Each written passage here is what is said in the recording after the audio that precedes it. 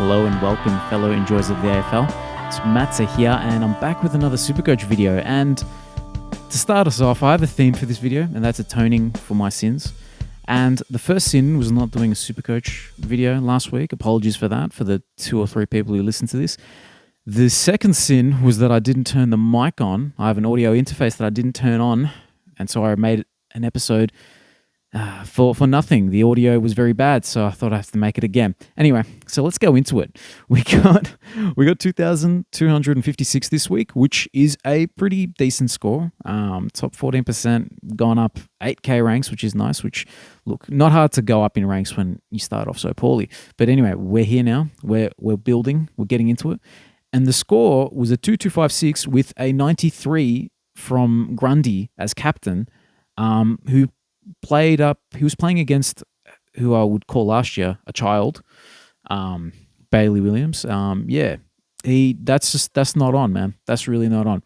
So he was the captain, and yeah, look, I might be swinging the axe with him, to be honest with you. I'm not happy at all. But before I'm going to go into my trade plans for this week, I need to talk about last week, right? And the trades were Wines had to go because of his 1 week injury, which might be a 2-3 weeker. Who knows, mate? Jordan went and Billings went for Took Miller, who was, he didn't have a great week, but look, he should be a solid pickup for the rest of the season. Shame it wasn't Jack Steele. Excuse me. Would have been an extra 60 points or something. Darcy went very well, got himself an 80, went up a lot in value, and will continue to go up in value as long as he stays in the team. And Powell, who I'm content with to an extent. He's a decent placeholder for now. Will he be a keeper? I don't know. But at least after the lack of disposals that he had, he really made up for it with those tackles. It was like 15 tackles or something crazy like that. But anyway, so those are the trades from last week. I'm content to an extent. To be honest, I'm content with the Jordan and Billings out. I didn't have to deal with a 57 from Jordan this week, which is good. And Billings also another bad score. So glad that they're both gone, atoning for my sins of having too many mid prices. But anyway, we'll go back into the team, and I'm going to talk about the trade I will be doing. And it's so slow. It's so slow. But anyway, I think I'm connected to the wrong internet right now. We got to go. I'm doing this mid video. We're gonna. Oh no, it doesn't even come up as an option. What? Hey, there we are. Here we go. We'll go into the extender, all right? And hopefully that'll improve the quality of this video, make it a little bit quicker for the future page changes. Anyway, I digress. What do we got here? We're trading out Howes, who provided us with a little bit of excitement in the last quarter of that game when he all of a sudden just, couldn't stop getting points. He goes, it's been real. Thank you for the 100K. And we're bringing in Sam Clohesi, as some call him. Sam Closey, he comes in. So I've got to go early on him because Will Graham and Comben exist. So, they're ones that I have, they're firmly set on my sights for next week. Maybe Ramsden, but probably not. Lewis will come back and probably take his spot. Naismith, I don't know, is he possibly going to, get a spot with all those Richmond outs? I don't know. Maybe not. And Warner as well. Warner could come in. It might mean I have to have 3 dudes that I've got to bring in next week, right? So anyway, that's the first trade. How's to Closey? And we get 197k to play with. What are we going to do with that? Grundy, going to go. And this is where I'm really atoning for my sins. And it was the sin of going against Max Gawn. We click him in, and that's all I'm going to be doing this week. So no boost this week.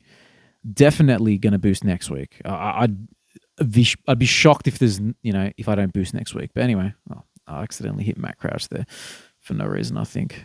Oh gosh, can the Supercoach website? Can we fix? All right, here we go. Anyway, Matty Crouch, bye.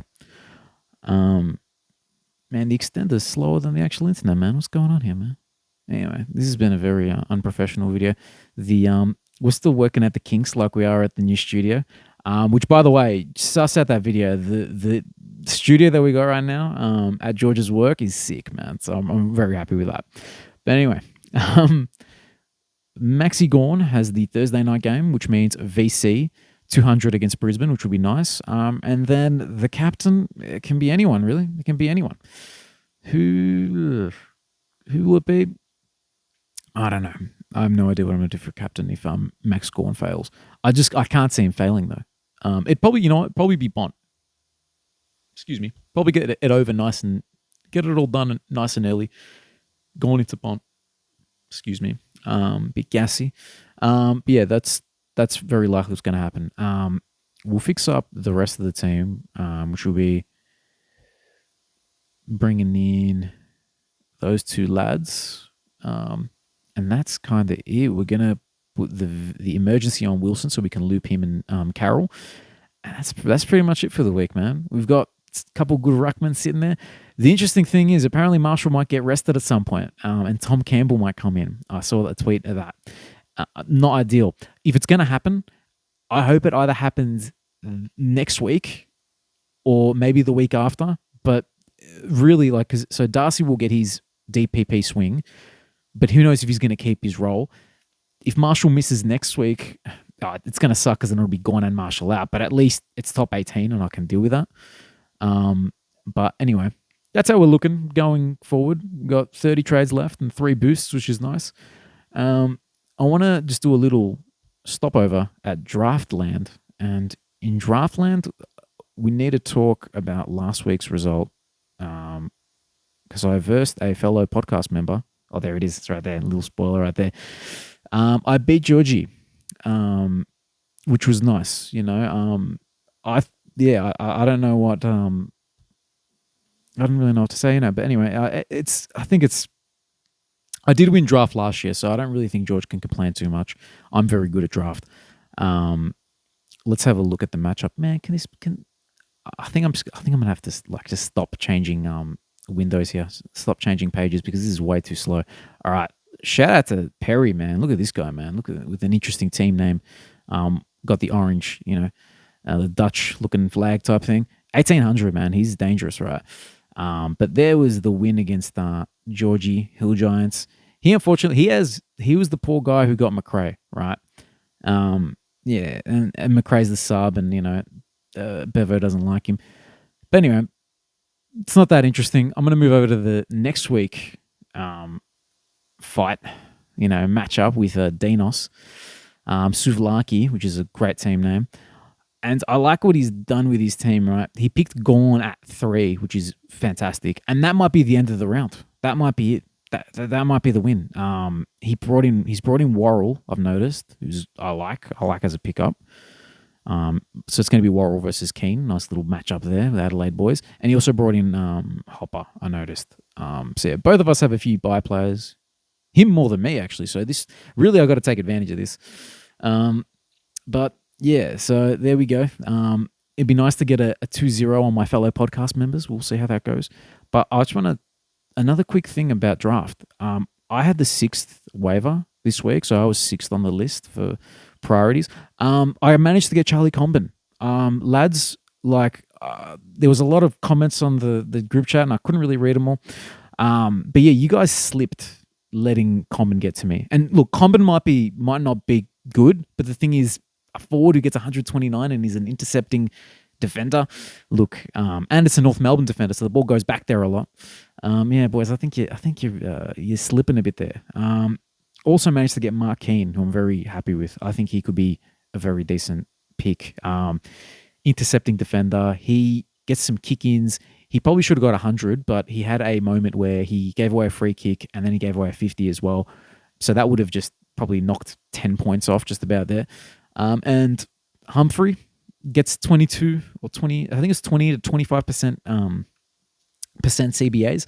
So, he could be a solid dude, off the bench. We'll see how we go. He did get subbed last week, which is not ideal. But anyway, we'll see how we go with that. And then the other one is Tom Sparrow. If you don't have Tom Sparrow in your draft, I'd suggest picking him up. I have to field him this week because I have Warner and Day there.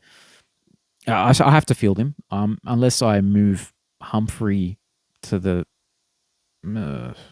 I might be able. I don't know. I might be able to do some swings, but I'll figure that out myself, right? You know what? You know what? That's what we're gonna do. That's what we're gonna do. We're gonna. Yep.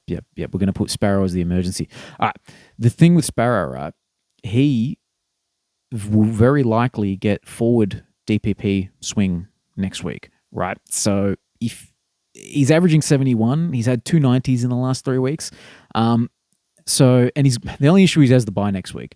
But if I find out that he is going to get DPP, and I have to just deal with one bye, I don't really care, man. So it's just another decent forward to have on my list of, half decent forwards. Shout out to Flanders, man. He's really held the forward line, and Raul. The Gold Coast boys have kept my team together, and Ryan, Cheeky Sinclair's come back in. Anyway, that's draft. I don't know if that's very interesting for you guys, but I just thought I'd touch on that. And I can see some of those little Georgies online trying to do some magic. I see you, Georgie. I see you, man. Anyway, I'm gonna leave it at that.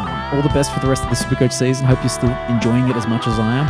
And I'll see you guys on the next one, probably in the studio. So see you guys later.